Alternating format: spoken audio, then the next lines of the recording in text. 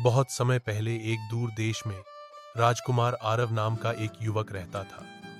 वह न केवल सुंदर और बलशाली था, बल्कि उसका दिल भी सोने जैसा था। लेकिन उसकी जिंदगी में एक बड़ी कमी थी। उसे बचपन से प्यार नहीं मिला था।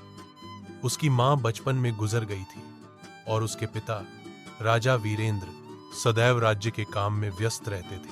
आरव का बचपन महल की दीवारों में अकेलेपन से बीता। उसे सच्चे स्नेह की तलाश थी, कोई जो उससे बिना स्वार्थ के प्यार करे। एक दिन वह भेष बदलकर नगर भ्रमण पर निकला। वहां उसे एक झोंपड़ी के बाहर बैठी एक अंधी बूढ़ी औरत मिली जो सर्दी में कांप रही थी।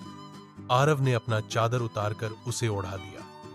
बूढ़ी औरत ने उसके हाथ थाम लिए और कहा, बेटा, तेरा दिल बहुत सुंदर है, तू सच्चा राजा बनेगा।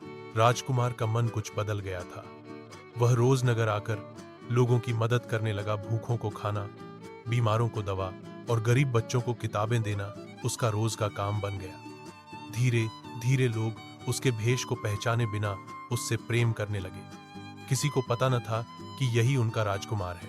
एक दिन राज्य में भयंकर तूफान आया।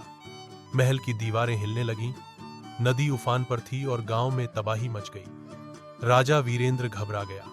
तब आरव ने लोगों को संगठित किया, बच्चों को सुरक्षित स्थानों पर पहुंचाया और अपने कंधों पर घायल वृद्धों को उठाकर आश्रय तक लाया। जब तूफान थमा, तब राजा को बताया गया कि किसने यह सब किया। राजा ने आरव को गले लगाकर कहा, तूने आज मुझे सिखाया कि सच्चा राजा वही होता है जो अपने लोगों के दुख में उनके साथ खड़ा हो। कुछ समय बाद राजा ने अपने सिंहासन का उत्तराधिकारी आरव को घोषित किया। राज्य में उत्सव मनाया गया, लेकिन आरव ने राजसी वस्त्रों की बजाय साधारण वेश ही पहना और वह अंधी बूढ़ी औरत के पास गया। उसने कहा, मां, मैं राजा तो बन गया, लेकिन आपसे मिला स्नेह ही मेरी असली दौलत है। उस दिन बूढ़ी औरत ने उसे आशीर्वाद दिया और चमत्कार से उसकी आंखों की रोशनी लौट आई। राज्य में वर्षों तक शांति, प्रेम और न्याय रहा, क्योंकि वहां एक ऐसा राजा था जिसका दिल हर धड़कते दिल के लिए धड़कता था। सीख: असली शान महलों में नहीं, बल्कि दूसरों के दुख बांटने में है।